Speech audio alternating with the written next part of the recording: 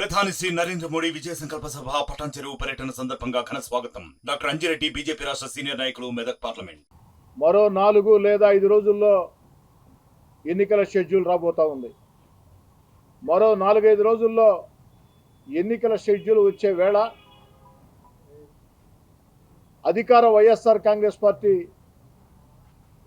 రాష్ట్రంలో తమకి ఘోర ఓటమి తప్పదు. తెలుగుదేశం పార్టీ జనసేన ప్రభంజనం ఖాయం.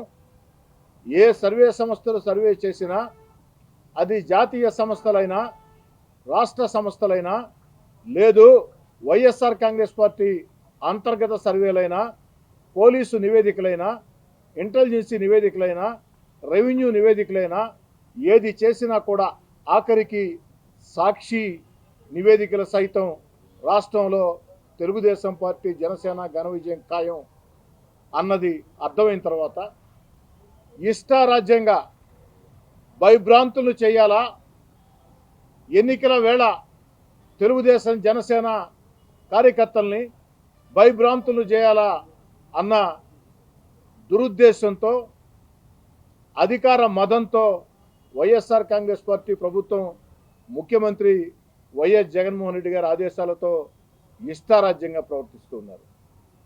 మనం చూస్తూ ఉన్నాం. వైఎస్ఆర్ కాంగ్రెస్ పార్టీ సభలకు మాత్రం స్కూళ్ళు, కాలేజీలు అన్నిటికీ సెలవులు.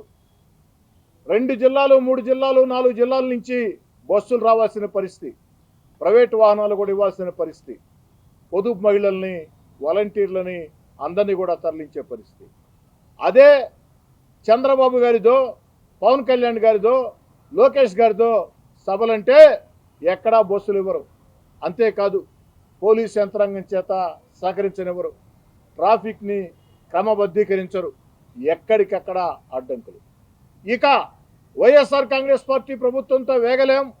రాష్ట్రం అన్ని రకాల ముందుకు సాగాలంటే ఏదైతే అభివృద్ధి కార్యక్రమాలు, సంక్షేమ కార్యక్రమాలు, మన బిడ్డలకు ఉద్యోగాలు, ఏకైక రాజధాని అమరావతి అంతర్జాతీయ నగరాలతో పోటీ పడాలంటే అనుభవజ్ఞుడైన చంద్రబాబు నాయుడు గారు ముఖ్యమంత్రి కావాలని భావించిన ప్రజలు తెలుగుదేశం జనసేనకి ఓటేసేదానికి సంసిద్ధంగా ఉంటే, ఏదైతే ఇష్టారీతిన ప్రవర్తిస్తున్నటువంటి వైఎస్ఆర్ కాంగ్రెస్ పార్టీ ప్రభుత్వ దురాగతాల్ని భరించలేక అనేక మంది వైఎస్ఆర్ కాంగ్రెస్ పార్టీని వీడి తెలుగుదేశం పార్టీ జనసేనలో చేరుతూ ఉంటే, చేరిన వారి మీద బెదిరింపులు, అక్రమ కేసులు, నిర్బంధాలు, నిషేధాజ్ఞలు అయినా లెక్క చేయకుండా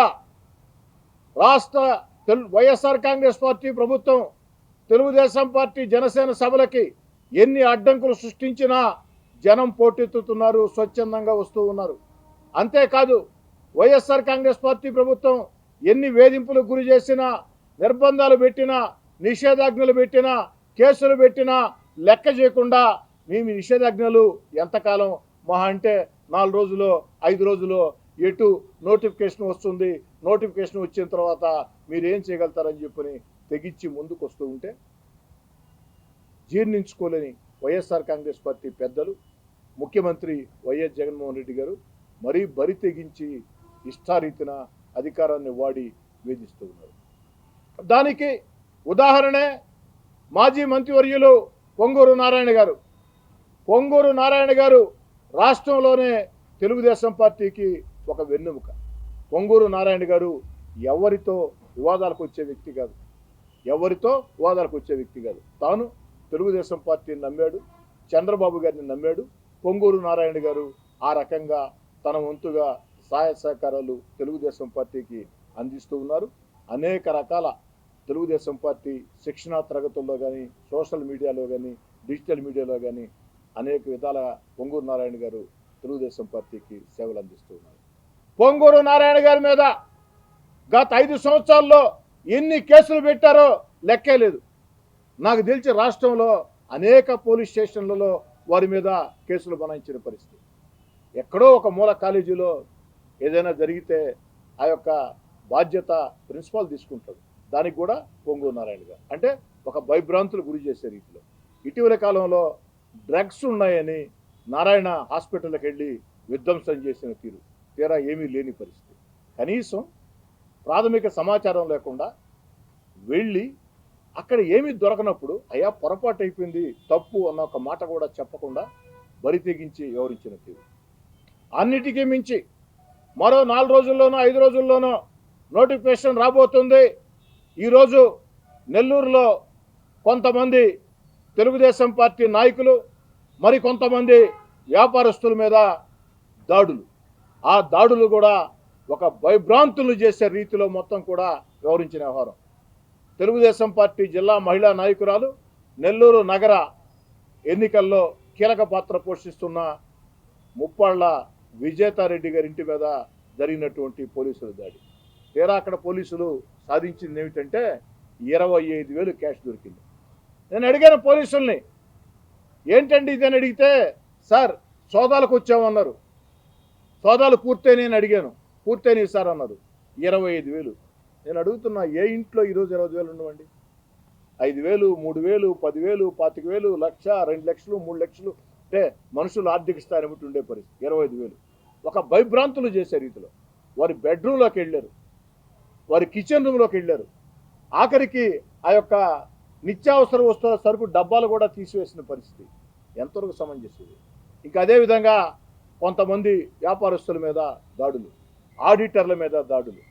న్యాయం చెప్పాలంటే ఆడిటర్లు తప్పు చేస్తే పోలీసులు చర్య తీసుకోవచ్చు, కానీ ఆడిటర్ల వద్దకు వెళ్ళి మీ క్లయింట్ రహస్యాలు చెప్పండి, మీ రికార్డులు ఇవ్వండి అని అడగటం నాకు తెలిసి తప్పు. అలాంటిది ఆడిటర్ పేరు ఆడిటర్ ప్రసాద్ రెడ్డి గారు ఇంటి మీద పోలీసుల దాడి. ఆడికి వెళితే అర్ధగంట అన్నారు పోలీసులు, మళ్ళీ గంట అన్నారు, మళ్ళీ 2 గంటలు అన్నారు. అంతిమంగా వీళ్ళు సాధించింది ఏమిటి? బంగారు వ్యాపారి శ్రీనివాసులు గారి ఇంటి మీద దాడి చేశారు. బంగారు వ్యాపారి శ్రీనివాసులు గారు ఒక మాట చెప్పారు, అయ్యా నా ఇంట్లో ₹1,00,00,000 మీరు ఉందంటున్నారు, ఉంది, ఎల్లుండి నాకు రిజిస్ట్రేషన్ ఉంది, పత్రాలు చూపిస్తున్నాను, ఈ ₹1,00,00,000 యాడ్ నుంచి వచ్చిందో కూడా చూపిస్తున్నాను, నాది డబ్బుని స్వస్థాలతో రాసిచ్చినా కూడా పోలీస్ స్టేషన్కి తీసుకొచ్చిన పరిస్థితి. గురుబ్రహ్మం గారు ఎంత పారిశ్రామికత్వం మీకు తెలుసు. వారి ఏదైతే పెయింట్ అంగడిలో రోజువారీ కౌంటరే నాకు తెలిసి 20 లక్షల దాకా ఉంటుంది. వారి ఇంట్లో 25 లక్షలు దొరికింది. ఎందుకంటే నిన్న ఆదివారం, మొన్న శనివారం 25 లక్షలు దొరికితే వారు స్పష్టంగా చెప్తున్నారు, ఏమండి మా రోజువారీ కౌంటరు లెక్కలు ఉన్నాయంటే, లేదు నువ్వు పోలీస్ స్టేషన్ రావాలని. గురుబ్రహ్మం గారు ఎంత పెద్ద వ్యాపారం నెల్లూరు జిల్లాలో పక్క జిల్లాలో అందరికీ తెలుసు. వారి ఇంట్లో 25 లక్షలు దొరికితే వారి అకౌంట్ చూపిస్తున్నా కూడా, వారి ఆడిటర్ చెప్పినా కూడా వినకుండా ఆ 25 లక్షల డబ్బులు మీరు రా పోలీస్ స్టేషన్ అని. బంగారంగటి శ్రీనివాసులు గారేమో, అయ్యా నాకు ఎల్లుండి ల్యాండ్ రిజిస్ట్రేషన్ ఉంది, ఇదో ₹1,00,00,000 ఏ రకంగా వచ్చే చూపిస్తున్నాను, ఇది నా డబ్బేనని చెప్పని స్వస్థలతో రాసిచ్చిన వారిని తీసుకెళ్లిన పరిస్థితి, డబ్బును సీజ్ చేసిన పరిస్థితి. అన్నిటికీ మించి ప్రసాద్ రెడ్డి గారు స్పష్టంగా చెప్పారు, అయ్యా గోల్డ్ లోన్ పెట్టి 20 లక్షల రూపాయలు తీసుకున్నాను, ఇదో రసీదులు, గోల్డ్ లోన్ రసీదులు అని చూపిస్తుంటే అదేమి దొంగ రసీదులు కాదు కదా, గోల్డ్ లోన్ రసీదులే కదా, బ్యాంకులు ఇచ్చిన లోనే కదా. మరి 20 లక్షల రూపాయలు గోల్డ్ లోన్ అని చెప్పినా కూడా వినకుండా తీసుకెళ్లిన పరిస్థితి. అన్నిటికీ మించి డాక్టర్ సంపత్ గారిది అయితే మరీ దారుణం. వారు బ్యాంకులో డ్రా చేశారు, దాదాపుగా 25 లక్షల రూపాయలు బ్యాంకులో వారు డబ్బులు డ్రా చేశారు. చెప్పారు ఈ డేట్లో ఇంత చేశా, ఈ డేట్లో ఇంత చేశా, ఈ డేట్లో ఇంత చేశాను, అయినా కూడా అవన్నీ మాకు తెలియదు, మీరు రావాలా అన్న పరిస్థితి. ఏమిటి అరాచకం అడుగుతున్నా, ఏమిటి దుర్మార్గం అని అడుగుతూ ఉన్నా. రాష్ట్రంలో పోలీస్ వ్యవస్థ మీద మాకు గౌరవం ఉంది. 90% మంది పోలీస్ యంత్రాంగం, మళ్ళీ చెప్తున్నా, 90% మంది పోలీస్ యంత్రాంగం నిష్పక్షపాతంగా ప్రవర్తిస్తూ ఉంది, దాంట్లో ఎలాంటి అనుమానం లేదు. కానీ ఓ 10% మంది పోలీస్ యంత్రాంగం, ముఖ్యంగా రాష్ట్ర ఇంటెలిజెన్స్ చీఫ్ సీతారామాంజలి గారు, అదేవిధంగా మరొక ఆయన ఉన్నాడు కొల్లి రఘురామరెడ్డి గారు అని, కొల్లి రఘురామరెడ్డి గారు, సీతారామాంజలి గారు, వాళ్ళిద్దరిని గారు అనాలంటేనే నాకు నోరు రావటంలే. కానీ వారికి కాకుండా కూడా వారి పక్కన ఐపీఎస్ ఉంది కాబట్టి, ఐపీఎస్ ఐఏఎస్ అంటే నాకు చాలా గౌరవం కాబట్టి గారు అంటున్నా. వారిద్దరి ఆదేశాలతో ఇష్టారీతిలో వ్యవహరిస్తూ ఉన్నారు. నెల్లూరు జిల్లాలో మాట్లాడుకోవాలంటే మళ్ళీ చెప్తున్నా 90% మంది పోలీస్ యంత్రాంగం నిష్పక్షపాతంగా న్యాయబద్ధంగా వ్యవహరిస్తుంది. కానీ అతి కొద్ది మంది మాత్రం వైఎస్ఆర్ కాంగ్రెస్ పార్టీ ప్రభుత్వమే శాశ్వతం అనుకునే రీతిలో రోజులు ఎల్లకాలం అధికారంలో ఉంటాం అనుకునే రీతిలో ప్రవర్తిస్తున్నారు. ముఖ్యంగా 2 పోలీస్ అధికారులు నెల్లూరు జిల్లాలో మీడియా మిత్రులు మొత్తం చెప్తూ ఉన్నా, రికార్డ్ చేసి పెట్టుకోండి, నోట్ చేసి పెట్టుకోండి.